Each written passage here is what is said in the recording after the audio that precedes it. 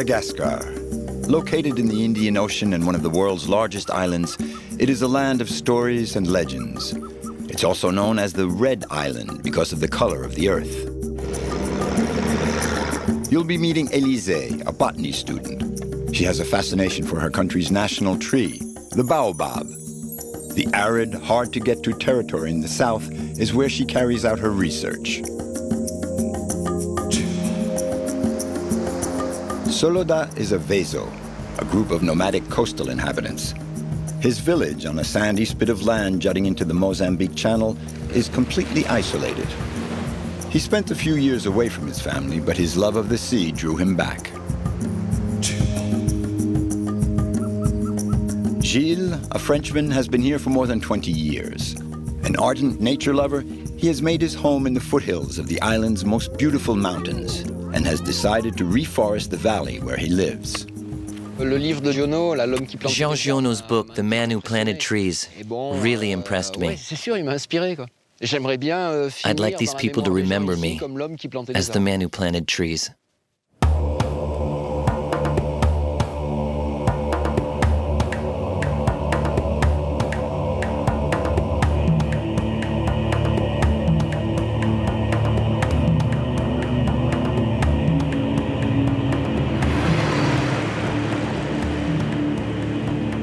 Madagascar is a vast territory in the Indian Ocean off the southern coast of Africa. This land of beliefs and mystery, the fifth largest island on Earth, offers a great diversity of landscapes and cultures. A trip to Madagascar is always spiced with adventure. There are very few roads off the central highlands to the northern forests and into the arid plains of the south. Discovering Madagascar means, above all, slowing down, adapting to island time.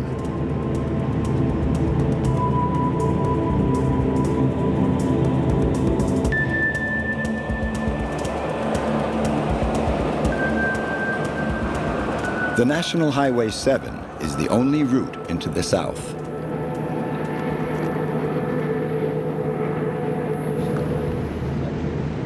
Elysée and Tantel are both botany students doing research.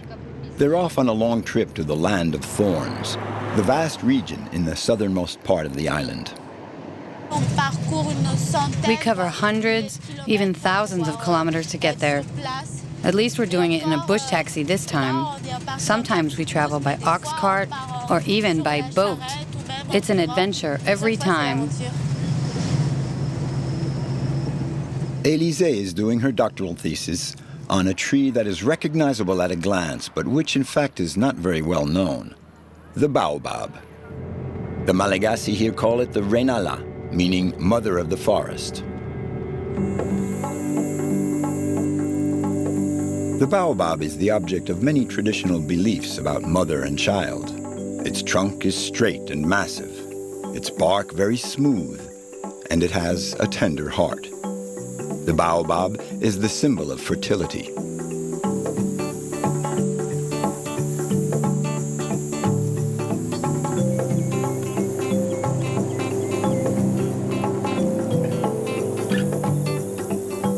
The baobab really has an odd look, and in fact they often say that it was planted upside down, as if its branches were trying to take root in the sky.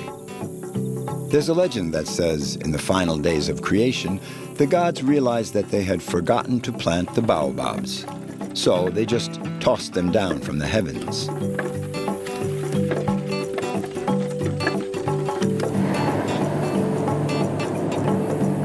The two young botanists still have hundreds of kilometers to cover. They're looking for flowering baobabs, for the research is focused on the reproductive cycle of a particular species found only in the southern part of the island.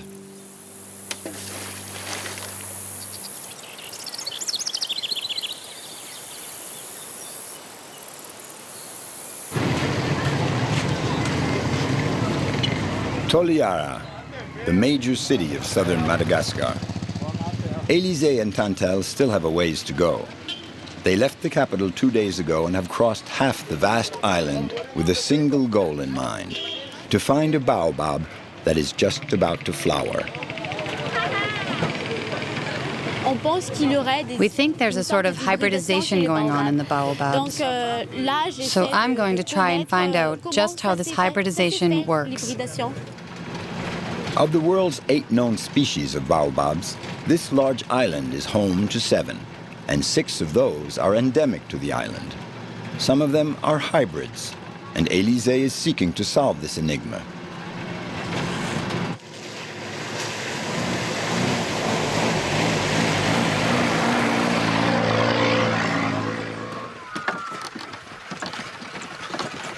After the bush taxi, they continue their trip south with a zebu cart into the Mahafali Plateau, a poor, arid region.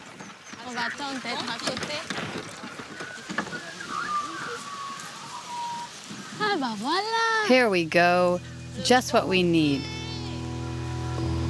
The mystery surrounding the baobab is the mystery of the reproduction of all living beings, of the fragile balance of nature, the life cycle of flowers, pollen, and insects.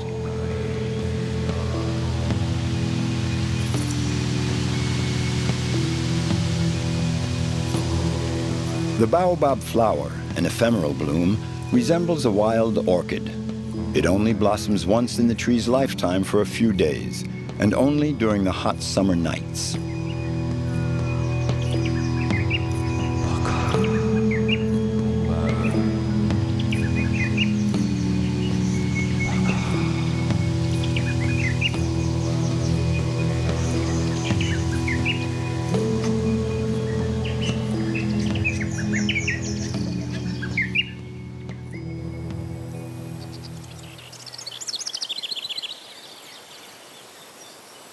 Tsaranoro and Gilles, 2 climbers specialized in trees, will be helping Elysée carry out her observations.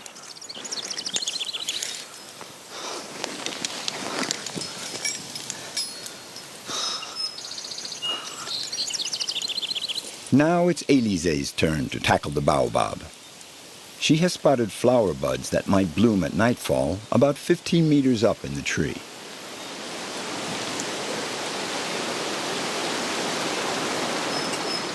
The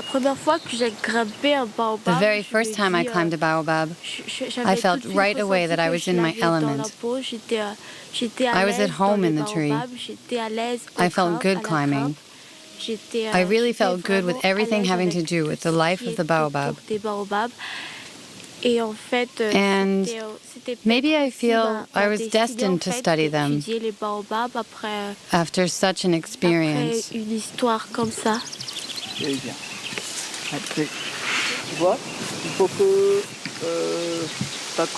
Look, the cord and the knots have to be taut all the time. And as you go up, this is how you feed yourself slack, okay? Elysée, acrobat and botanist, now has to get familiar with her treetop laboratory. She's hoping to observe the flower blooming when evening comes, and to spy on some insects she suspects of being the pollinators of these majestic trees.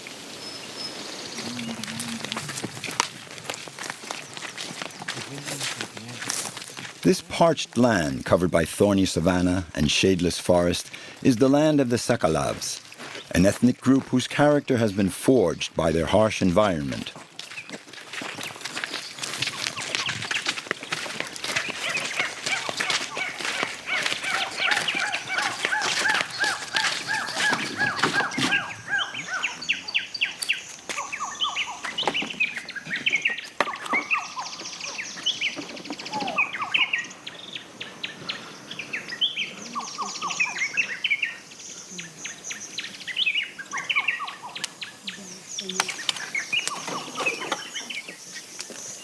Twice a day, Dimbriza and his family have to come into this forest, home to many lemurs.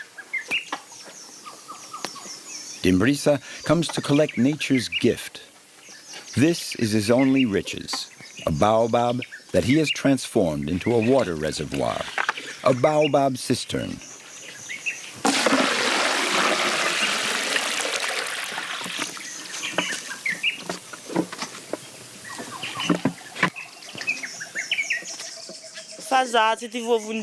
We're used to managing our water from day to day. The baobab is the cornerstone of our life, but its wood is useless. You can't do anything with it. We don't eat much meat. We're not allowed to kill the zebu. We don't grow manioc. All we have, in fact, is the baobab. It's my life. It's a mother to me.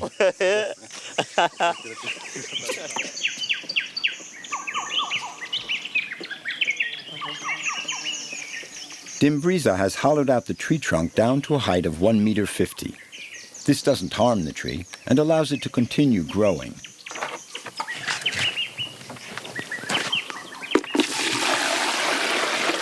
After each rain, Dimbriza's family collects the rainwater from the ground and stores it in the baobab, a necessary reservoir to make it through the severe shortages of the dry season.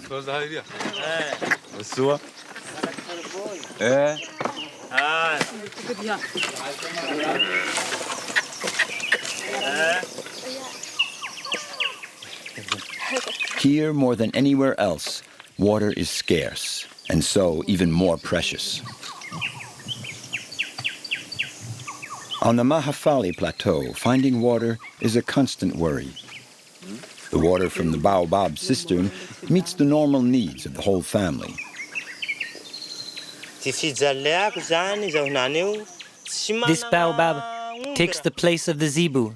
It takes the place of a cart, of the goats that I don't have. It's my only treasure. That's why I take such good care of it. If the baobab dies, well, I disappear and my family along with me.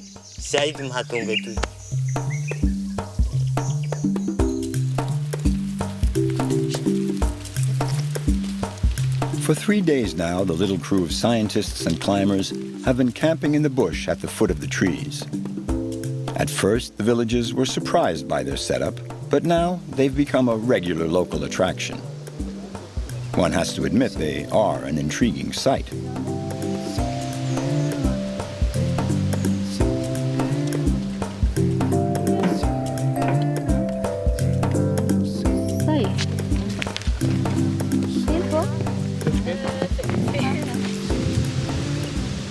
Every evening, the group from Tananarivo attracts more locals, curious to learn more about these strange experiments being carried out at nightfall.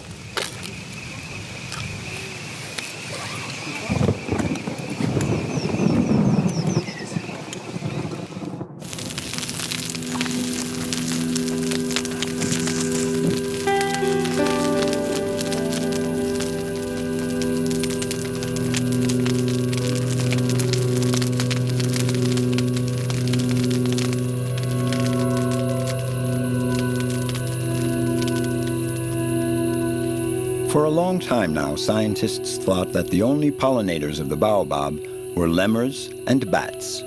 Only recently have botanists discovered the vital role played by a certain insect, the sphinx moth.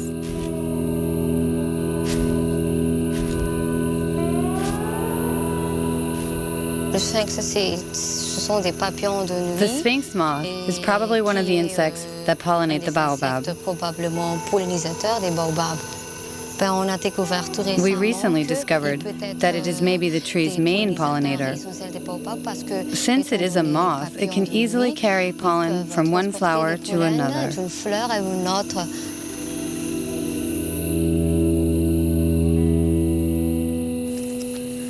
Elysée, Dilf, and Tsaranoro are getting ready to spend the night suspended between sky and earth. Up in the baobab, everything has been readied to observe the blossoming of the flowers. Now it's up to nature to play her role.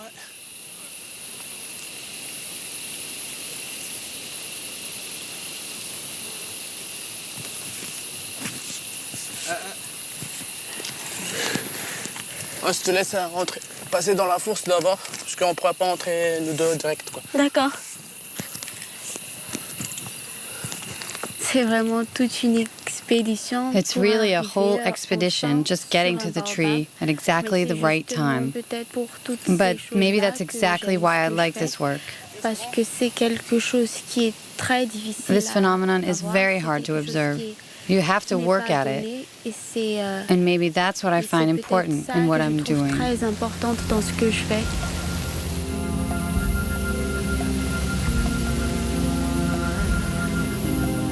There's like a shudder of nature, a stirring, sign of its amazing vigor. And in a few minutes, the flower transforms and opens to the world. This is a magical and fleeting moment.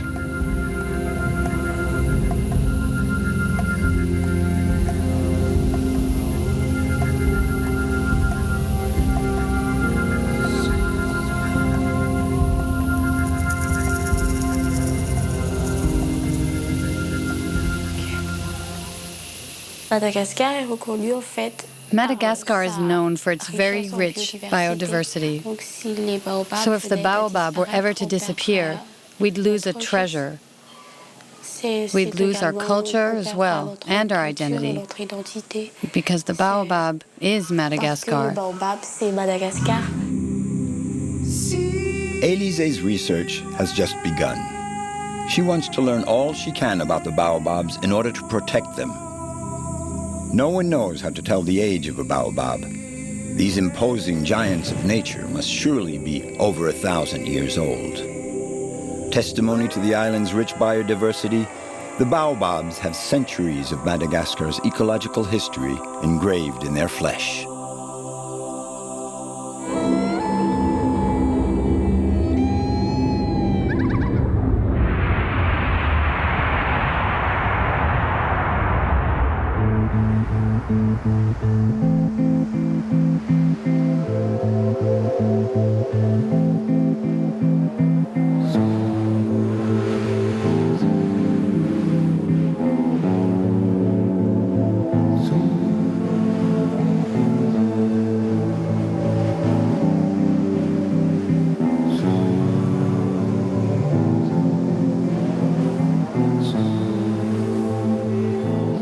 Tsaranoro, the end of the world. Living here means adapting to extreme isolation. In Malagasy, Tsaranoro has two meanings: difficult waters and land surrounded by water. It is in fact both.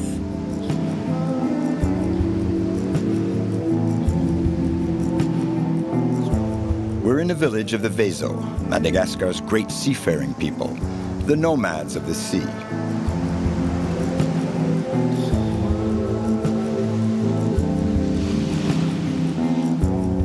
The Vezo live all along the southwest coast of Madagascar, a region parched by the heat and regularly lashed by cyclones.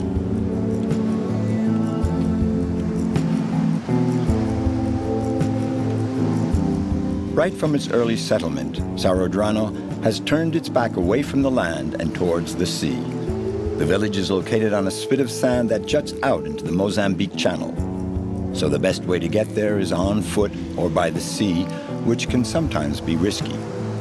The fishermen's outriggers are practically the only craft that dare venture across the coral reefs that ring the lagoon.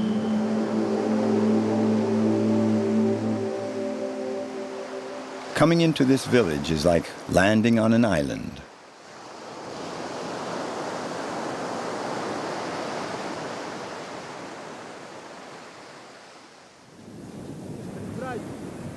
Soloda is a native son of Tsaranoro, native son of the wind and sea. The village has its daily routine. Every morning and evening during the cooler hours of the day, they go to fetch water. Our village is called Tsaranoro because before there was no water here. They had to go buy it in the neighboring villages. And that's what they had to do back in the olden days. Here, we have enough to eat. We raise a few animals, and the water we need is not all that far away.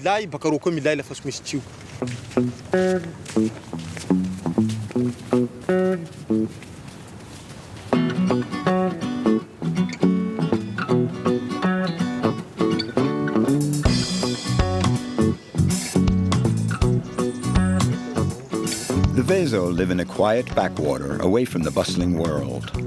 Nature is the only thing that shapes their existence.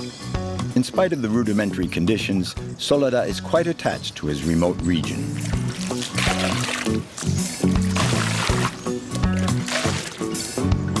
A few years ago, Soloda decided to come back to live where he was born. Before that, he had to leave his village in order to help out his family. He joined the Malagasy army, but the strict military life is a far cry from how these free men live. After years in uniform, he became a merchant, traveling the country to buy and sell rice. Again, not the ideal situation for him. So Soloda came back to Tsaranoro to start a family.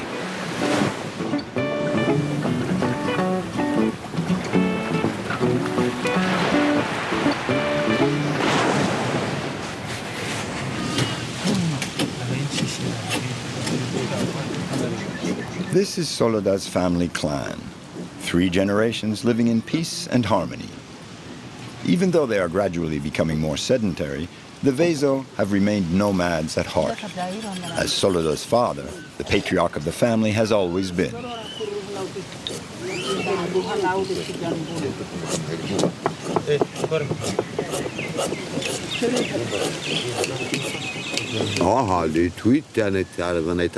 It wasn't mere chance that brought us here. It's the will of the Creator that led us to this land.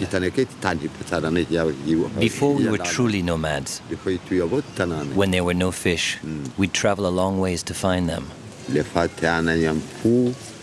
We'd settle in other fishing villages. The sea always wins in the end. She is mighty. We, men, we come and go. But the sea, she never dies.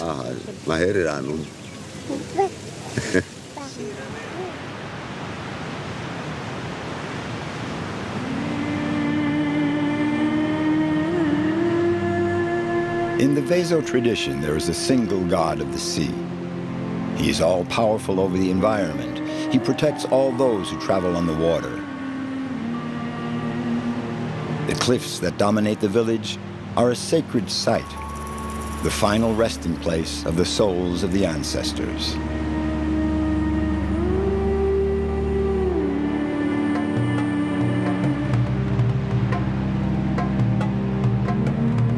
For the Vezo, the spirits are everywhere. They hover over the sea and ensure the happiness of the living. But apart from their beliefs, the only thing that the fishermen have to face the elements is their long experience of the sea.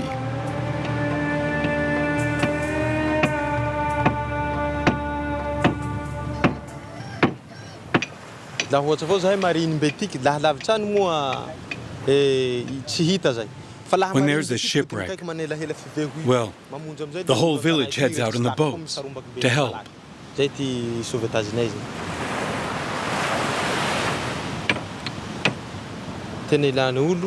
The carpenter is a very important person in the village. The fishermen come from all the neighboring villages to have their boats repaired. Boats come in every day here for repairs.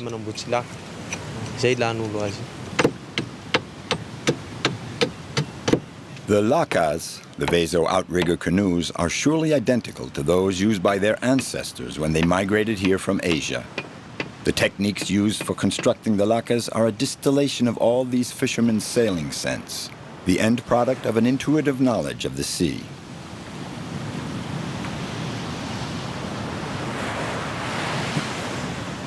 The boat is the heart of the Vezo people. A Vezo without his canoe is simply not a Vezo. He's just a vagabond. We use it to travel, to hunt octopus, to earn our living. The canoe is to the Vezo what the car is to foreigners.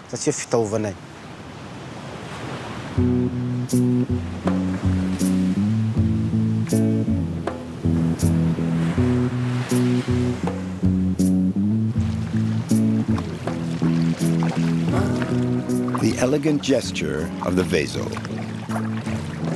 In Malagasy, Vezo means simply one who paddles. They claim they are not an ethnic group or tribe. Being Vezo is a culture, a state of mind. It's a way of living from day to day, to the rhythm of the tides and the passing seasons. The sea is the only means of subsistence for these mariners of southern Madagascar.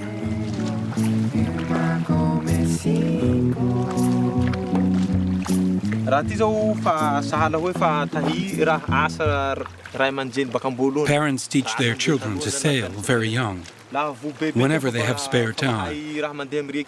This is the heritage that gets passed on. When children know what they're doing, they're put out to sea alone in the boat. Me too.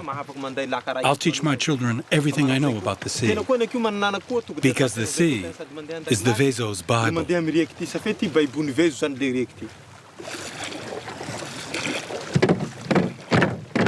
Soloda has been fishing since he was 6. To scare the fish and drive them into the nets, it's always the same age-old technique.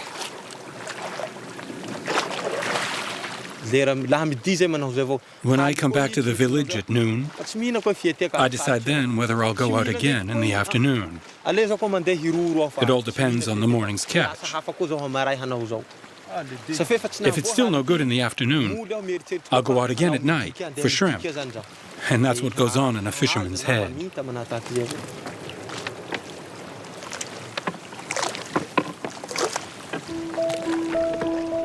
Sailing, fishing, living on the water. In the end, Soloda yielded to the call of his destiny.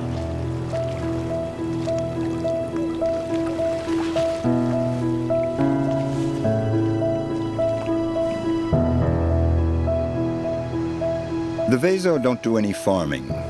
They don't raise cattle. They live from and for the sea. It's their most precious possession.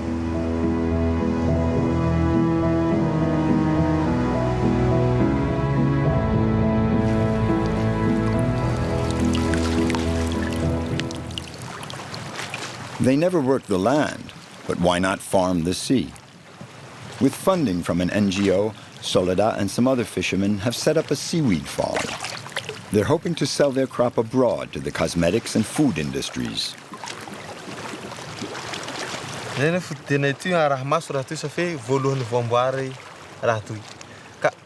When the plants are young, you have to take very special care of them every day. Check that there are no dead or broken branches, because if you don't take care of them, the seaweed could die. And then if you get bad weather, there could be damage from floating debris. We don't have television to check the weather forecast. Sometimes we listen to the radio when we can. Otherwise, we watch the wind and listen to the sea.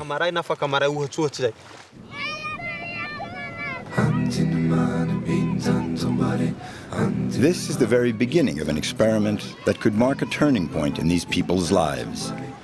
The seaweed shoots aren't mature yet, but if the project is a success, it will ensure them a steady source of income.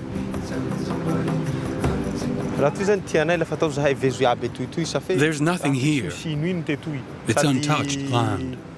And we love it. We feel at home here. And the sea is full of food. The Vezo are attached to this place. We're not allowed to sell it. It's our heritage for future generations, so that they too can benefit from this spot. We feel good here. It warms our heart. There are a lot of people in the village, and we're happy. The Vezo are a free people, a tightly knit group that help each other out. If nature doesn't have any nasty tricks in store for them, Soloda and the fishermen of Tsaranoro may very well make a success of their project to farm the sea, their source of life, their sole riches.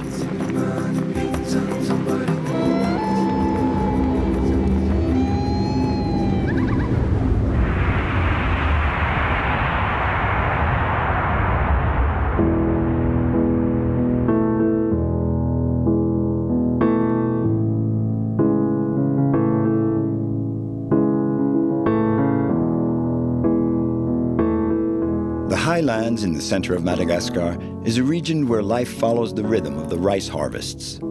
This plant, originally from Asia, is the staple food and part of the common heritage of all the Malagasy. It's the symbol of life. Rice and rice paddies also have a sacred significance for many Malagasy.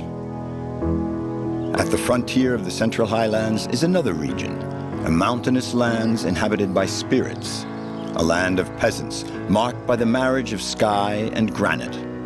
The Tsaranoro Valley is not all that far from civilization, yet it has long remained cut off, as if the world had forgotten this land where the mountains reach up into the skies.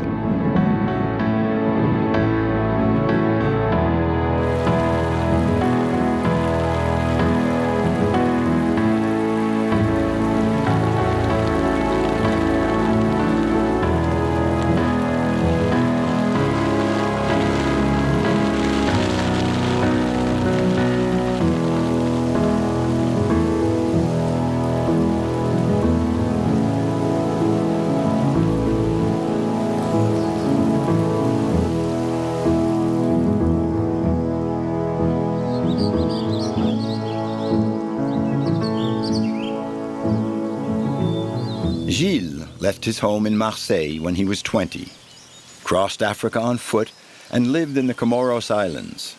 Then in the late 1980s, he discovered Madagascar in the Tsaranoro, this quiet valley isolated from the rest of the world.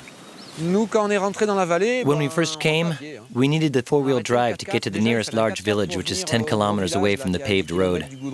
Then we had to continue on foot. There was no trail anymore. It was abandoned about 50 years back. There weren't even any ox carts in the valley. People only got around on foot, and the same went for us. I spent a good part of my life in the mountains. I grew up in Briançon in the high Alps in France, and I love the mountains.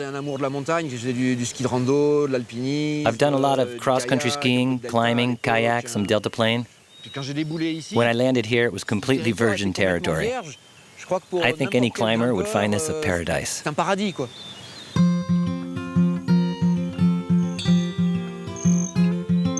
For Gilles, the Tsaranoro Valley was a revelation. He literally fell in love with this spot.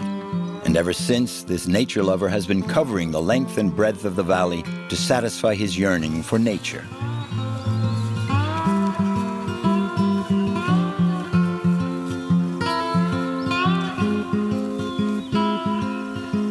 The valley is home to many herds of zebu, the peasants' only riches.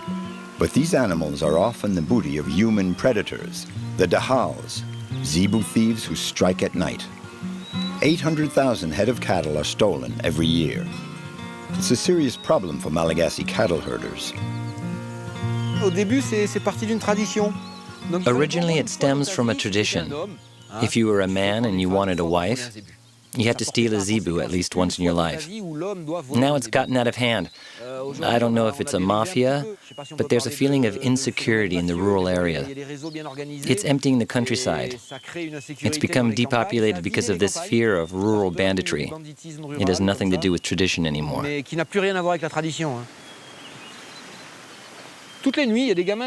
Every night there are children from the valley who come sleep up here. They call them the eyes of the mountains. They keep an eye on the herds.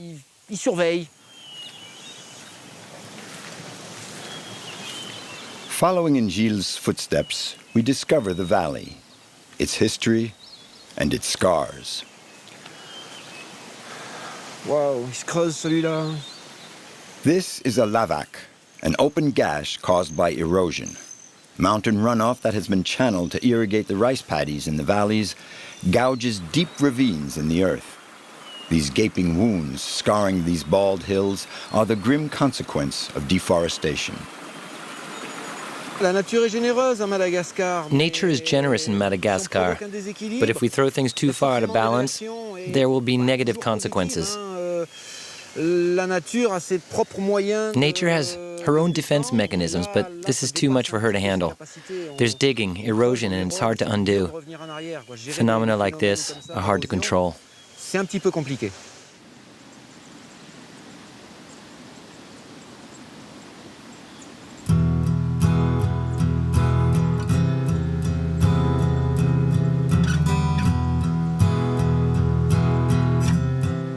Today, Gilles and his hiking buddy Noah are getting ready to climb a cliff face overlooking the valley. The highest cliff here is 800 meters, and it's a notorious challenge to extreme rock climbers. This imposing granite wall is still unconquered. Not even the world's best climbers have managed to climb it in one go.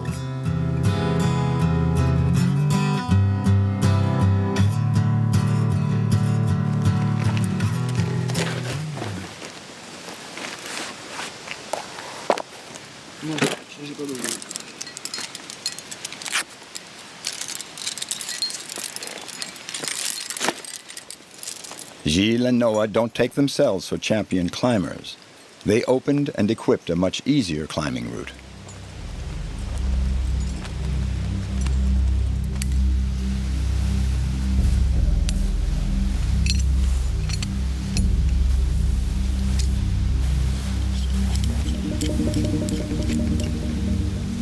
Bon, il y a un plaisir physique, de toute façon, hein, je veux dire. There's the physical pleasure.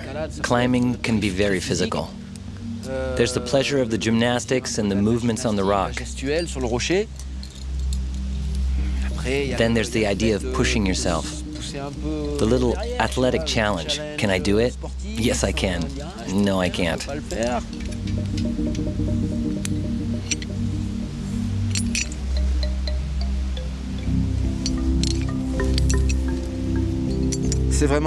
It's really, really something. It's such a privilege.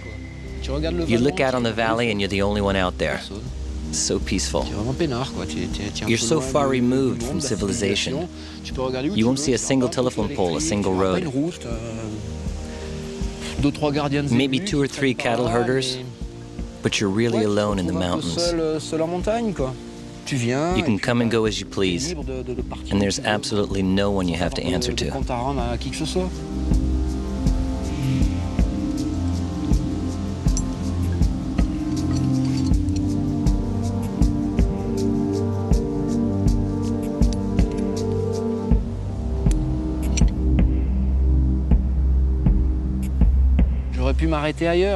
I could have settled down anywhere, but this valley was love at first sight.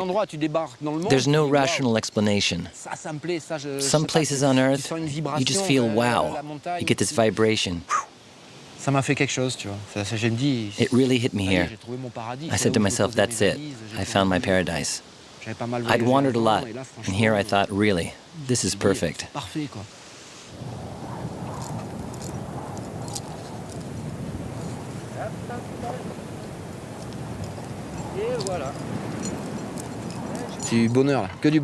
This is pure bliss. When you look around 360 degrees, it's really breathtaking. You have all the mountains from the Andringitra to the Bobby Peak, which is the country's second highest summit. There's the Tsaranoro behind us, an incredible sheer cliff 800 meters high. It's really a spectacular landscape.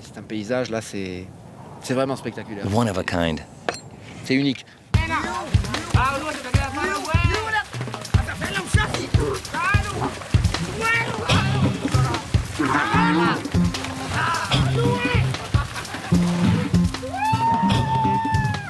The Tsaranoro Rodeo, a rice paddy bullfight. Trampling the rice paddies, it's a tradition and the teenagers just love it. It takes courage and daring to play this risky game. It's meant to prepare the rice fields for planting by churning them up into muddy wallows.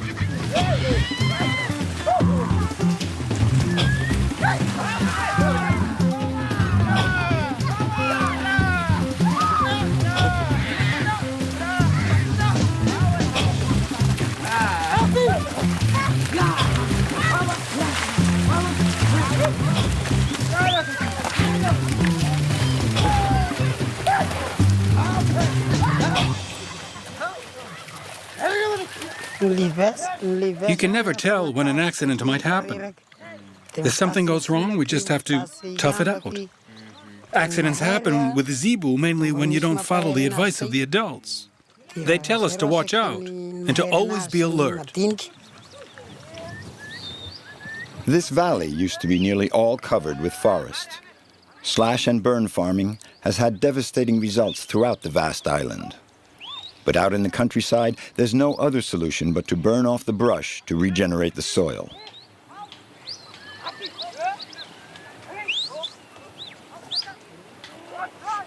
Androany zany andro iraisam-pirenena zany hoe journée des écoles ho an'ny Today is Madagascar's National School Day, a special day for school children. The pupils of Emile, the valley's school teacher, are going to plant trees today.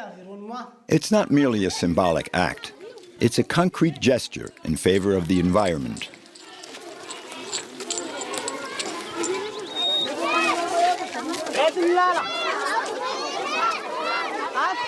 To get the seedlings, they head for Gilles' nursery. This Frenchman has been doggedly replanting the valley.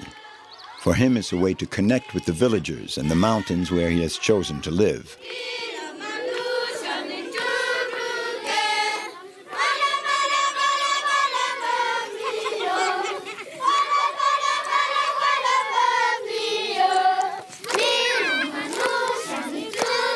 Gilles' nursery is open to all the local inhabitants. Every year, Gilles plants over 100,000 seedlings.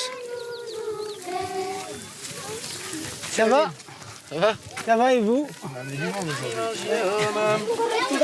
Voilà, mademoiselle.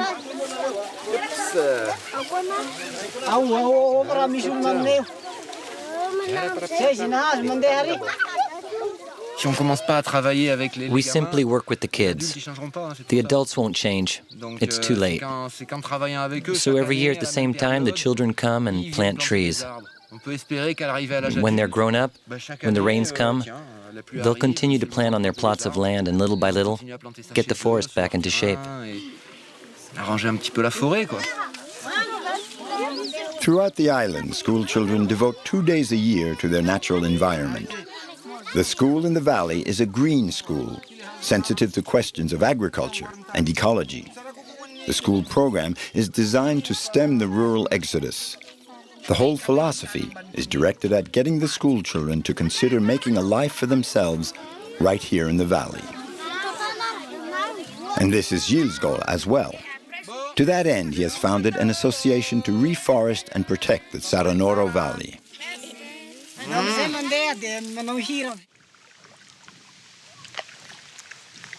A forest doesn't sprout up overnight. Gilles has set up a nursery of eucalyptus, a rapid-growth tree that will meet the villagers' needs in wood. Year by year, Gilles' work is bearing fruit. This is the new forest of Volumaka, the little village back there.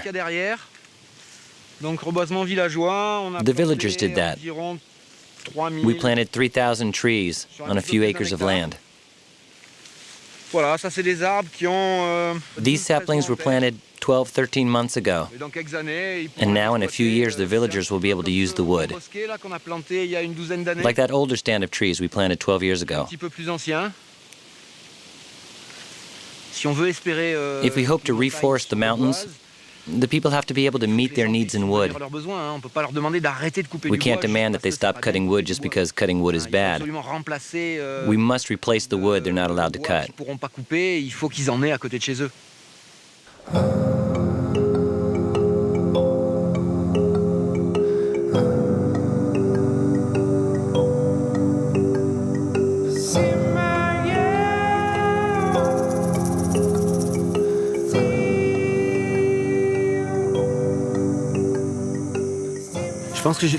I think I was meant to live here on this land.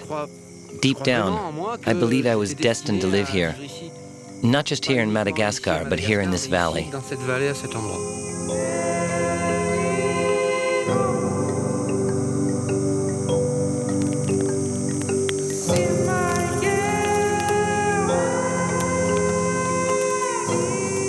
Les grands espaces. These wide open spaces, this virgin wilderness, have a certain grandeur. Here you sometimes find yourself very, very far from the modern world. That's what wide open spaces mean to me. Not just some kind of a well-manicured park. Just the opposite, a vast territory, terribly empty. When you come right down to it, the population is very sparse on this land. I mean on the island of Madagascar. Ici, on s'aperçoit que You realize that you can live with very little here. And you meet people who, whatever may happen to them, they're always ready to laugh from morning to night. They have nothing, a clump of straw, a little machete, but they're happy.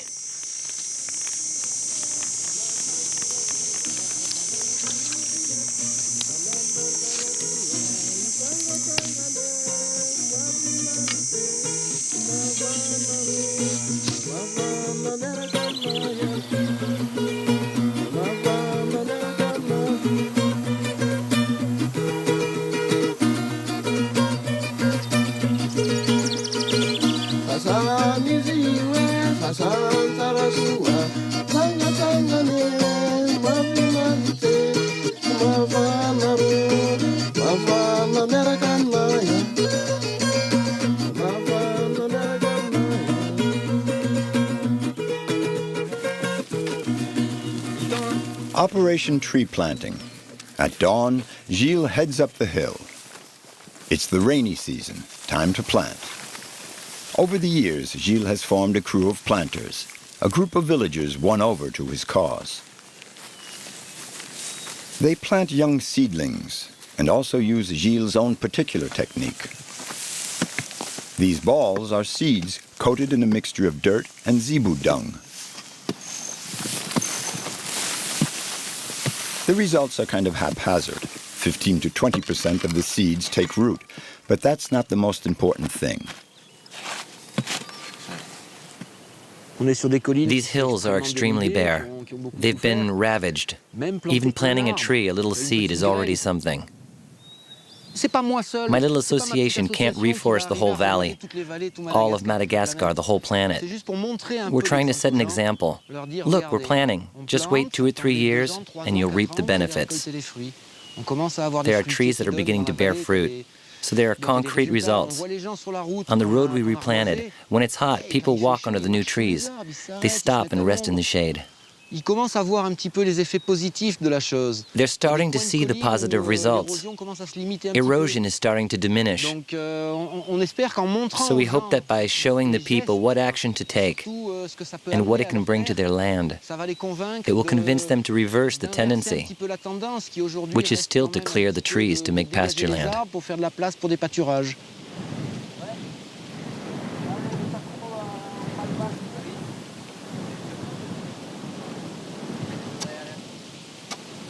C'est un endroit un peu particulier. This is a kind of special place, Candelosa. It used to be a royal palace, and there's a funny story about it.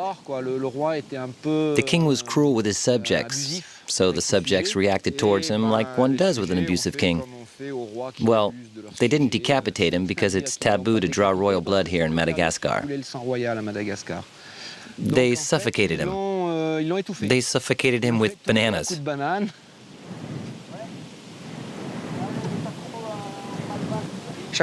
Every time I come up here, I get a kind of weird feeling. It's my Malagasy side coming out. I'm starting to be influenced by the irrational local beliefs.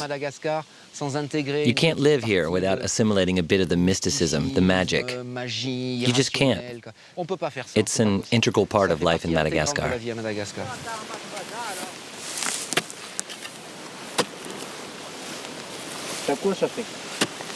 Ah, c'est des bons coups.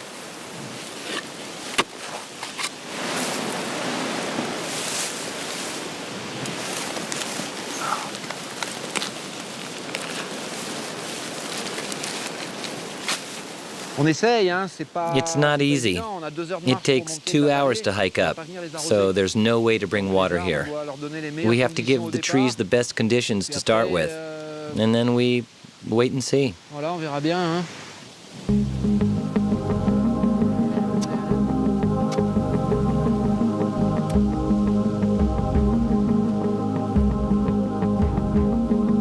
In a few decades, the children of Tsaranoro will be able to look out on their valley that's green year-round, and, as Gilles hopes, covered with forest. They will remember that their ancestors once crossed paths with an eccentric Frenchman who loved trees. Jean Giono's book, The Man Who Planted Trees, really impressed me. The story of a shepherd who planted thousands of trees and reconstituted a whole forest. Even the authorities were surprised. What's this? A new forest? That left its mark on me. I'd like these people to remember me as the man who planted trees.